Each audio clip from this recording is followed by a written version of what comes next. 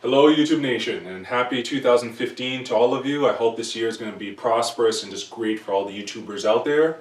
Now that Christmas is done and New Year's Day is done, we're into the period that is commonly known as the January blahs. This is the time where the bills start coming in. For us in the north, the weather is gloomy and cold, and so for many people this is a depressing time of the year. But I have a craft idea I think will lift up people's spirits, and I want to share it with you guys as my first video for 2015. Now, what this video entails is a combination of four things. Firstly, beer, delicious mouth-watering beer. Cardboard, because I'm the homie game guru, everything I do has to be cardboard. I would eat this stuff if I could. Actually, I did try to eat it one time.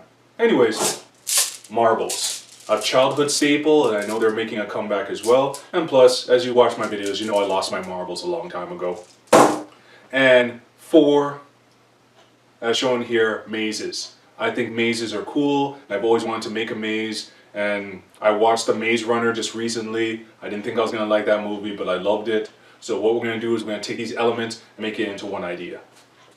And putting these four elements together, what you get is my handmade beer bottle cardboard maze game, where you pretty much take the marble and you move it around and direct it from the top all the way to the bottom. And this is what I'm going to show you how to make in this video.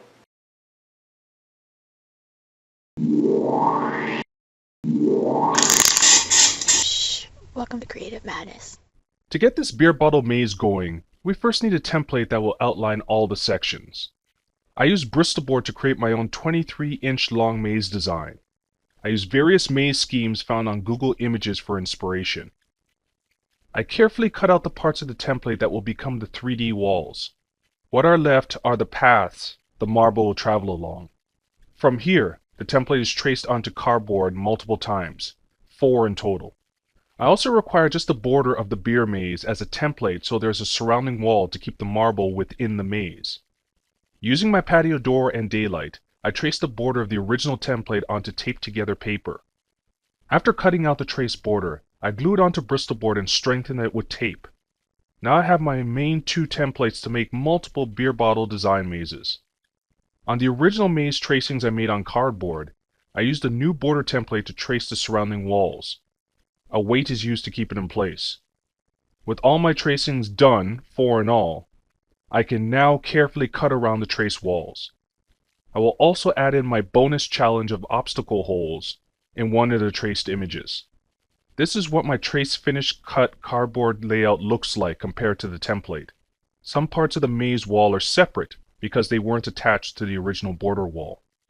Of the 4 cardboard tracings, 2 are the cut walls to be glued together, 1 is left uncut as the base, and 1 has the obstacle holes to be cut out individually.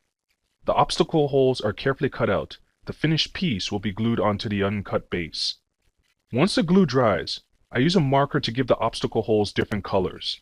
These colors are optional, and for my game, the red circles represent 1 negative point, green is 1 positive point, blue is 2 positive points, and the 2 purple spaces at the top and bottom are the start and finish. The glued together maze walls are glued onto the complete obstacle hole board. I carefully place down glue on all the walls in every curve and corner and smooth out with paper towel. With the glue smoothed out, I carefully align the maze walls with the image traced on the base. The 3 non-connected walls are glued down into their respective places. I let the glue dry for about 3 hours. And here it is, the completed beer bottle marble maze game.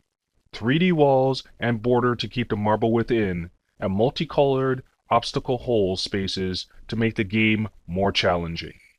In total, this craft was made over the course of 3 days whenever I had the spare time. There was no rush, and I took my time to complete it. It does take time and effort to make this, but so does anything else worth making, right? So if you find yourself bored during the month of blah, you could find entertainment in making a maze game of any shape you want, and play it whenever you want.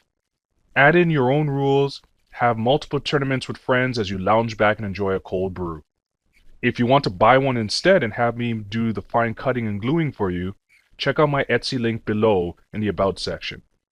I hope you like this concept, and you know I'll have even more unique cardboard creations for you soon. Subscribe for more cardboard creative madness. Cheers, and don't worry guys, winter will be over before you know it. Come on March, come on springtime. But for now, I'm just gonna relax with the beer.